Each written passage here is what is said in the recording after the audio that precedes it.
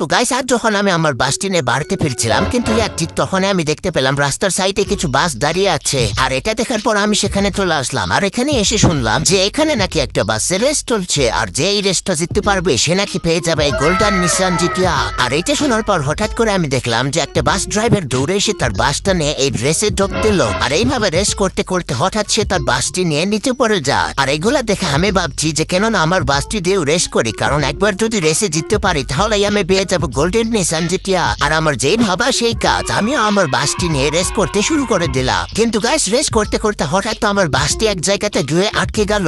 তো এই বাসটি আগে নিয়ে যাওয়ার জন্য আমার কিছু সুপার পাওয়ারের দরকার হবে। আর সেই সুপার পাওয়ারটা তখনই কাজ করবে যখন তোমরা সবাই ভিডিওতে লাইক করে চ্যানেলটিকে অবশ্যই একটি সাবস্ক্রাইব করবে। থ্যাংক ইউ গাইস, তোমাদের সাবস্ক্রাইব করার জন্য এই তো আমার বাসটি আগে যেতে শুরু করে দিল।